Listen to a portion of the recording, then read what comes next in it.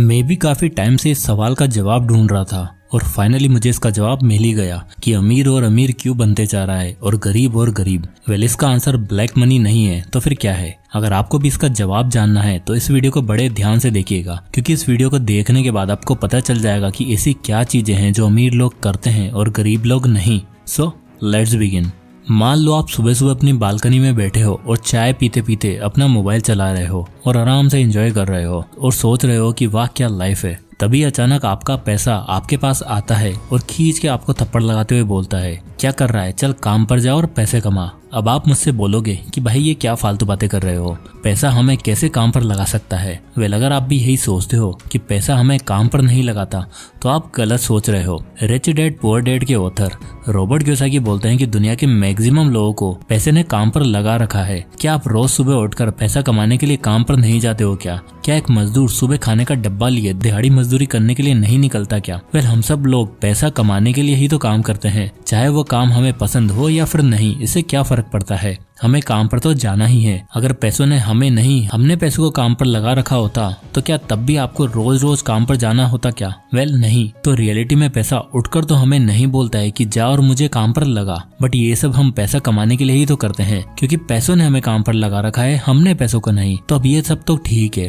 But हम आखिर ऐसा क्या करें कि हम पैसों को काम पर लगाएं और वो हमें नहीं? तो उसका जवाब है financial education. Rich dad poor dad by Robert Kiyosaki. ये किताब जाने कितने ही लोगों की लाइफ को चेंज कर चुकी है। इसमें रॉबर्ट कियोसाकी ने एक बहुत ही अमेजिंग बात बोली है। हमें स्कूल में, कॉलेज में, घर में, हर जगह दुनिया भर की फॉर्मल एजुकेशन तो दे दी जाती है कि एग्जाम में अच्छे मार्क्स कैसे लाने हैं, पास कैसे होना है, मार्केट में कौन कौन सी अच्छी डिग्री है, बट लाइफ की सबसे इम्पोर्टेंट चीज फाइनेंशियल एजुकेशन, इसके बारे में हमें कोई भी नहीं सिखाता। क्योंकि अच्छे मार्क्स, अच्छी डिग्री, आखिर इन सब का डेस्टिनेशन तो एक ही है ना, पैसा कमाना। तो हमें बचपन से डायरेक्ट ये कोई क्यों नहीं सिखाता कि फाइनेंशियल एजुकेशन क्या होती है? तो इसलिए रॉबर्ट कियोसाकी ने ये किताब लिखी थी कि जिन लोगों को फाइनेंशियल एजुकेशन ना पता हो उन्हें ये बुक पढ़कर फाइनेंशियल एजुकेशन सिखाई जा सके। और इसी बुक से मैं आपको कुछ अमेजिंग कंसेप्ट सिखाने जा रहा हूँ। तो वेल, रॉबर्ट बोलते हैं कि फाइनेंशियल एजुकेशन को समझने के लिए आपको ये जानना होगा कि दुनिया में पैसों को लेकर 3 तरह के लोग होते हैं। पहले पुअर पीपल, दूसरे मिडिल क्लास और थर्ड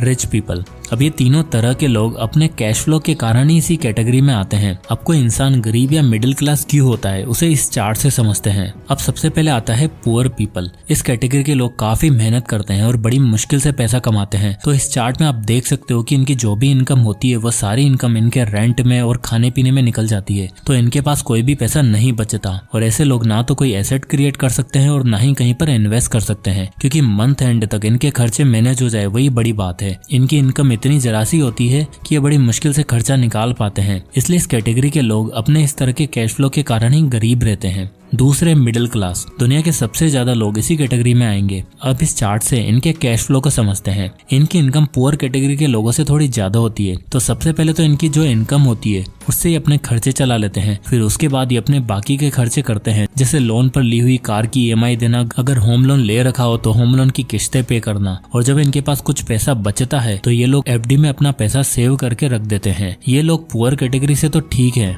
बट ये लाइफ टाइम मिडिल क्लास में ही रह जाते हैं, क्योंकि इन्होंने अपने ऊपर लाइबिलिटीज ही इतनी ले रखी होती है, जैसे दुनिया भर के लोन ले लेना, जिससे इनकी मेजर इनकम इनकी लोन की किस्तें भरने में निकल जाती है और लाइफ टाइम ये पैसों को लेकर स्ट्रगल करते रहते हैं। अब आते हैं थर्ड रिच पीपल। ये लोग जो भी कमाते हैं उन पैसों को काम पर लगाते हैं और उस पर मिले रिटर्न पर ये लोग अपने खर्चे चलाते हैं। ये सबसे स्मार्ट तरह के लोग होते हैं, क्योंकि इनके ऊपर कोई भी लाइबिलिटीज नहीं होती और लाइबिलिटीज ना होने के कारण ये अपने पैसों को काम पर लगाते हैं, यानी कि इन्वेस्ट करते हैं, जिससे कि इनका पैसा अपने आप ग्रो होता रहता है और इन्हें रोज रोज सुबह उठकर ये सोचने की जरूरत नहीं पड़ती कि आज पैसा कैसे कमाएंगे, और बहुत ही आराम की जिंदगी जीते हैं। तो हमने तीनों कैटेगरी के लोगों को देख लिया है कि उनके कैश फ्लो के कारण वो किस तरह अपने पैसों को मैनेज करते हैं। अब हम ये जान लेते हैं कि जो अमीर लोग हैं वो अमीर और कैसे होते चले जाते हैं। तो उसके लिए सबसे पहला पॉइंट आता है they know how many works, यानी कि जो अमीर लोग हैं वो जानते हैं कि पैसा काम कैसे करता है। ऑथर रॉबर्ट कियोसाकी बोलते हैं कि one reason why rich entrepreneurs are getting richer is because they have extremely high financial IQs. Financial IQ यानी आपकी पैसों को लेकर समझ कैसी है, आप कैसे पैसों को खर्च करते हो, कैसे सेव करते हो और कैसे उन पैसों को इन्वेस्ट करते हो। और high financial IQ over the time सीख के डेवलप करी जाती है। और जहाँ एवरेज और गरीब लोग बहुत ही पीछे रह जाते हैं, क्योंकि ज्यादातर लोगों को सही फाइनेंशियल एजुकेशन नहीं मिलती, क्योंकि वो अपनी फॉर्मल एजुकेशन को ही ज्यादा प्रेफर करते हैं। पढ़ो लिखो, अच्छी जॉब लो, पैसा कमाओ, एक बजट के हिसाब से खर्चा करो, अपनी इनकम का थोड़ा पैसा सेव करो और उन पैसों को अपनी 60s तक इन्वेस्ट करो ताकि अपने हॉस्पिटल बिल्स पे कर सको। इसी फॉर्मूले से गरीब लोग अपनी लाइफ जीते हैं और यही नॉलेज वो अपने बच्चों को भी पास ऑन करते हैं। अब अगर किसी गरीब बच्चे से पूछा जाए कि वो गरीब क्यों है, तो उसके पास पैसा न होने की कई सारे रीजंस हो गए कि उसके फादर इतना अर्न नहीं करते, उनके पास कोई सेविंग्स नहीं है, वो ज्यादा एजुकेटेड नहीं है। और अगर आप सेम सवाल किसी अमीर बच्चे से पूछो कि वो अमीर क्यों है, तो वो खुद बता देगा कि उनके फादर क्या क्या काम करते हैं, उनके पास कितने सारे एसेट्स हैं, कहाँ से पैसा आता है। अब क्योंकि वो खुद एक अमीर घर से है तो उसे अपनी फैमिली से फाइनेंशियल एजुकेशन मिल जाती है। वो सीख जाते हैं कि पैसा कैसे कमाते हैं, उन्हें सेव कैसे करते हैं, इन्वेस्ट कहाँ करते हैं और पैसों को ग्रो कैसे करा जाता है, क्योंकि उसने अपने घर में ये सब देखा होता है।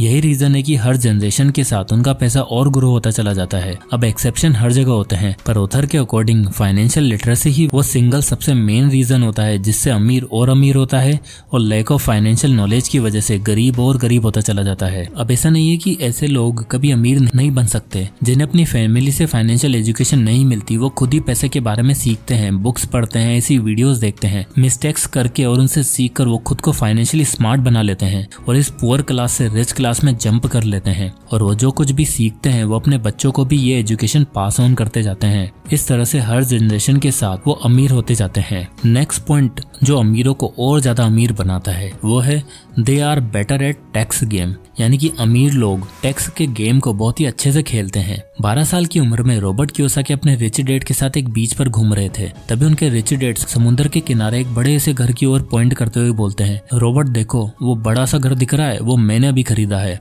अब उस टाइम रॉबर्ट को भी समझ नहीं आ रहा था कि रिच डैड इतना महंगा रियल एस्टेट आखिर कैसे खरीद सकते हैं, क्योंकि उस टाइम तक रिच डैड इतने भी ज्यादा रिच नहीं थे। और जब रॉबर्ट ने पूछा कि आप इतना कमाते भी नहीं, आप इतनी महंगी प्रॉपर्टी कैसे खरीदी, तो उन्होंने जवाब देते हुए कहा, मैं अफोर्ड नहीं कर सकता पर मेरी कंपनी जरूर कर सकती है। अब यहाँ इंटरेस्टिंग बात यह है कि जो ऑथर के रियल डैड थे उनकी एक अच्छी खासी जॉब थी जिनकी सैलरी उनके रिच डैड से भी ज्यादा थी। और रिच डैड कहते हैं कि उनके रियल डैड, जिसे वो बुक में पुअर डैड से भी रेफर करते थे, वो कभी भी उस बड़े से घर को खरीद ही नहीं सकते थे। ऐसा क्यों था? वेल, उसका सबसे बड़ा रीजन था टैक्स। ऑथर इस बुक में हमें मेनली 3 तरह के इनकम के बारे में बताते हैं। पहली होती है ऑर्डिनरी इनकम, और ये होती है आपकी कमाई हुई इनकम, जहां आप जो भी जॉब करते हो या फिर आप सेल्फ एम्प्लॉयड हो, अपना खुद का कोई काम करते हो। और दूसरी होती है पोर्टफोलियो इनकम, जहां आपको अपने इन्वेस्ट करे हुए पैसों से रिटर्न मिलता है। और तीसरी होती है पैसिव इनकम। ये वो इनकम है जहां आपको कोई भी काम नहीं करना पड़ता, जैसे आपकी कोई प्रॉपर्टी है उससे आपको रेंट मिलता रहता है, वो आपकी पैसिव इनकम है। रॉबर्ट के अकॉर्डिंग कोई भी ऑर्डिनरी इनकम से अमीर नहीं बन सकता, क्योंकि सबसे ज्यादा टैक्स आपको वहीं पे करना होता है। अगर आपको अमीर बनना है तो आपको बाकी के दोनों इनकम स्ट्रीम से बिल्ड करने पर फोकस करना चाहिए। फॉर एग्जांपल, ऑथर के पुअर डैड एक जॉब करते थे जहां से उन्हें सैलरी मिलती थी, जो कि ऑर्डिनरी इनकम के फॉर्म में उन्हें रिसीव होती थी, जहां वो अपनी इनकम का मेजर पार्ट टैक्स में दे देते थे। वहीं ऑथर के रिच डैड बिजनेस और कई एसेट्स को ओन करते थे, जहां से उन्हें पोर्टफोलियो और पैसिव इनकम मिलती है, जहां उन्हें कम से कम टैक्स देना होता है। ऑथर बताते हैं कि जब आप एक ऐसा एसेट बिल्ड कर लेते हो जिससे एक पॉजिटिव कैश फ्लो जनरेट हो जाता है, अब आपको उस एसेट का यूज करके एक और एसेट बिल्ड करना है जो उस कैश फ्लो को और ज्यादा स्ट्रॉन्ग कर देगा। नाउ अपने दोनों एसेट्स का यूज करके एक तीसरा एसेट बिल्ड करो